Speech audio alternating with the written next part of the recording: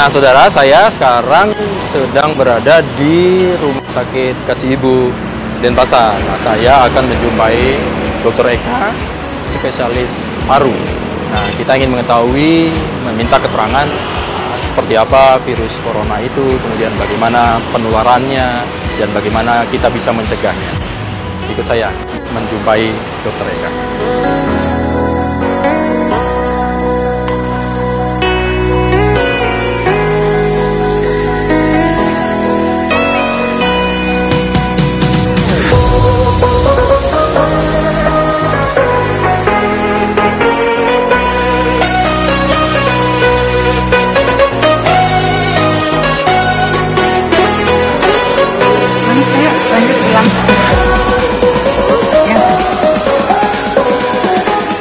Swastiastu. Selamat pagi, Dok. Oh, selamat pagi. Waduh, apa kabar, Dokter? Baik. Nah, saudara, saya sudah bersama dengan Dr. Eka, spesialis paru.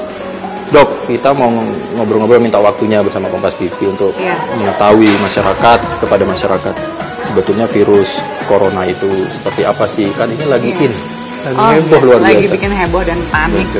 Minta waktunya ya, Dok ya? Iya, baik. Oke, kayaknya kita kesana aja lebih enak. Ayo, yuk. Belum ada pasien ya? Yang terkonfirmasi positif sih belum ada. Itu ya, Dok ya? Ya, silakan ya. Ya, terima kasih, Dok. Aduh. Ya. Wah. Langsung aja ya, Dokter Eka ya. Dok, sebetulnya virus corona ini apa sih, Dok, sebetulnya? Apa bisa dijelasin secara umum deh mungkin, Dok? Ya, secara umum virus corona ini merupakan keluarga virus yang bisa menyebabkan penyakit dari ringan hingga berat. Biasanya virus ini memang ada banyak jenis ya. Dan dulu pada tahun 2002 sampai 2003 ada jenis virus corona yang menginfeksi namanya SARS. Waktu itu juga bikin heboh. Betul, heboh juga. Oh iya. Kemudian ini relatif sama atau bagaimana? Oh tidak, ini sekarang jenis yang baru, jenis yang berbeda. Kemudian pada tahun 2013 sampai 2014 ada juga outbreak virus corona di Timur Tengah. Itu namanya MERS-CoV. Seperti yang saya katakan tadi, setelah diteliti ternyata virus ini jenisnya berbeda dari virus sebelumnya. Karena memang struktur DNA-nya itu berbeda. Virus corona ini biasanya menginfeksi binatang. Biasanya inang perantaranya itu adalah binatang. Dulu kalau SARS itu inang perantaranya itu adalah kucing luwak. Kalau MERS-CoV itu inang perantaranya itu adalah unta. Nah, yang sekarang ini, coronavirus yang baru ini ternyata berasal dari Cina. Di provinsi Hubei, tepatnya di kota Wuhan ya, di Cina. Nah, virus ini memang kita belum tahu reservoirnya binatang apa, belum jelas.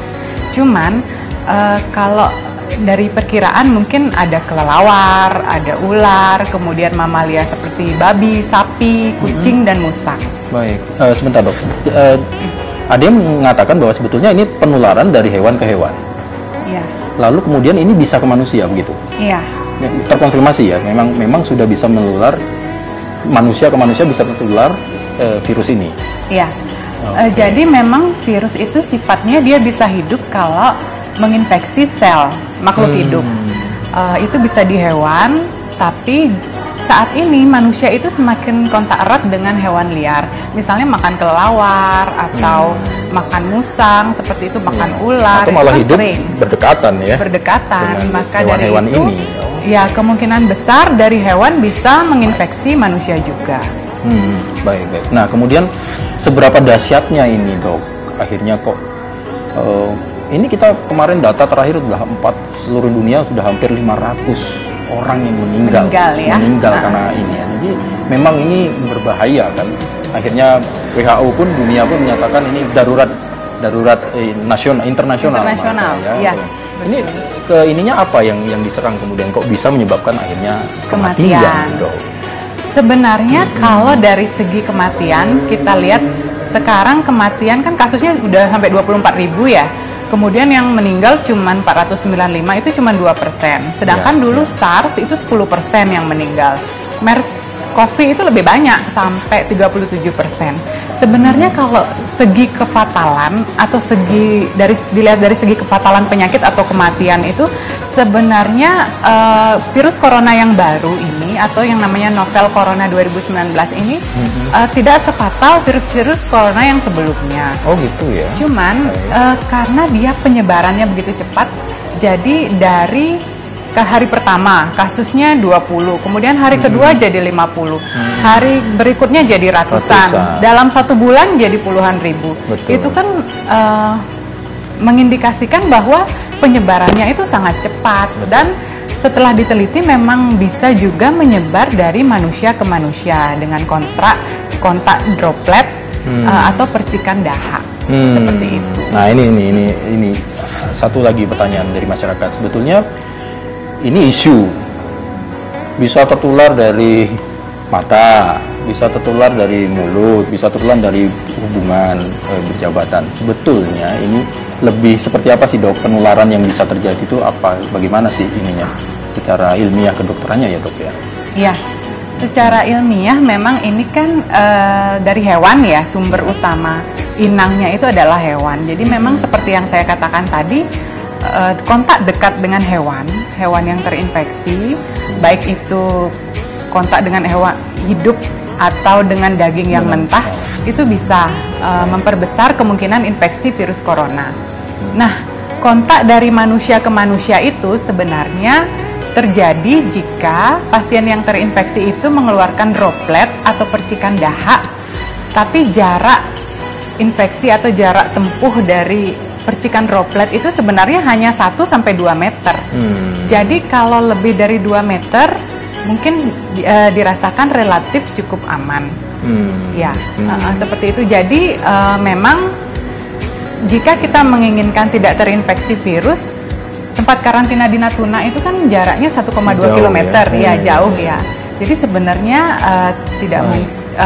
sangat kecil kemungkinan untuk menularkan ke orang yang jauhnya lebih dari 2 meter. Baik, jadi memang virus ini bisa menular karena ada air tadi ya, percikan dahak atau droplet. Droplet ini ya, itu yang bisa kalau kena mata ya bisa jadi terinfeksi masuk. Kena mukosa, misalnya mata, mukosa hidung atau bagian dalam mulut. Oh, baik. Jadi kalau cuma tatapan mata itu nggak nular kalau tidak ada riak batuk gitu ya. Tidak, apalagi tatapan matanya 100 meter. Jadi tidak. Baik, jadi jaraknya kurang lebih 1-2 meter ya karena lontaran itu ya.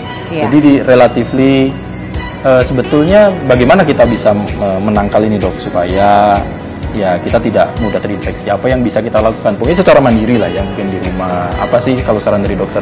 Iya, kita bisa mencegah penularan penyakit ini dengan menerapkan perilaku hidup bersih dan sehat. Kan tadi saya sudah bilang kalau penularannya itu adalah melalui hewan perantara. Sementara harus berhati-hati jika melakukan kontak dengan hewan perantara atau hewan ternak atau hewan yang belum kita ketahui keamanannya, misalnya hewan peliharaan, hewan liar. Harus menggunakan alat pelindung diri seperti masker, kemudian kacamata untuk menghindari percikan, kemudian sarung tangan, dan selain itu yang paling penting itu adalah kita harus mencuci tangan. Mencuci tangan sebelum memegang hidung, memegang mata atau mulut, cuci tangan sebelum makan, dan cuci tangan setelah kontak dengan hewan peliharaan. Jadi cuci tangan yang baik itu harus menggunakan sabun dan air. Jadi cuci tangan selama 20 detik di mana nanti semua telapak tangan, sela-sela jari, kemudian ujung jari dan pergelangan tangan itu harus kena sabun dan air. Kalau tidak ada sabun dan air, kita bisa menggunakan alkohol hand rub 60-80%. Diusap-usap gitu ya dok ya, begini semua di sela-sela gitu ya dok ya. Iya. Jadi ini memang harus pola hidup sehat, pola hidup bersih, gitu ya dok ya. Jaga kebugaran dengan makan yang bergizi seimbang, perbanyak buah dan sayur, kemudian berolahraga. Dan kalau sakit batuk atau pilek atau kita kontak dengan orang yang sakit batuk atau pilek, sebaiknya menggunakan masker. Jadi kalau kita menderita sakit batuk atau pilek, kita ketika bersin atau batuk kita harus menutupnya dengan tisu. Baik. Tidak boleh dengan telapak tangan. Baik. Ini untuk supaya kita tidak menularkan ke orang lain. Kemudian kita juga harus menutup. Kalau ada pilihan lain itu ada sapu tangan, ada lengan baju atas bagian dalam, dan setelah itu tisu dibuang ke tong sampah dan kita juga harus mencuci tangan. Cuci tangan lagi. Jadi ada memang beberapa orang yang berbaik hati batuk menutup dengan tisu atau dengan tangan, tapi setelah itu dia memegang barang-barang di sekitarnya, itu juga bisa menularkan. Menular malah gitu. Ya. Baik, Dok. Nah ini Dok, ini ada masker kan Dok nih. Ya. Ya kan Dok. Mungkin kan ini Dok, mungkin bisa diberitahu di Dok, ini kan masyarakat juga suka bertanya, yang benar yang mana, yang di depan, yang hijau atau di depan yang putih. Ini gimana penggunaan yang baik dan benar nih Dok? Mungkin kita bisa sampaikan kepada pemirsa di rumah juga. Iya, baik, selama ini memang banyak hoak mengenai penggunaan masker. Ada yang bilang kalau orang sehat bagian yang putih harus di depan. Kalau orang sakit bagian yang hijau yang di depan. Sebenarnya itu hanya hoak. Pemakaian masker cuma satu cara. Yang hijau ini kenapa dia di depan? Karena ini bagian yang waterproof. Jadi kalau ada percikan dahak dari orang lain, tidak akan tembus ke dalam. Ya, jadi kita aman. Sedangkan bagian yang di dalam ini adalah bagian yang menyerap air, sehingga kalau kita batuk atau memercikan dahak ke orang lain, maka akan diserap di sini. Jadi pemakaian masker itu cara pertama adalah kaitkan di telinga. Ya. Jadi yang benar yang hijau ya Dok ya? Yang hijau yang di depan, betul. Kemudian ini ada bagian kawat halus, kita rapatkan sesuai bentuk hidung. Ingat, masker itu harus menutup mulut dan hidung, bukan cuma mulut saja. Kadang-kadang karena merasa sesak, orang itu cuma menutup mulutnya, sedangkan di bawah hidung ya. Ya. Kemudian ditekan sampai rapat ya, biar tidak ada celah. Oh gini Dok, jadi yang di atas ini yang ada ininya ya, lempengan. Ya, yang ada besi, kawat halus kawat itu. ini. Oh ini yang di atas. Yang di atas. Baik. Kemudian yang di bawah ditarik sampai tidak ada celah. Oh ini ditekan mengikuti batang hidung. Ya. Kemudian yang di bawah ditarik sedemikian rupa menutup mulut sampai tidak ada celah. Sampai dagu sampai tidak ada celah. Baik. Ini aman Dok ya untuk preventif awal. Ya.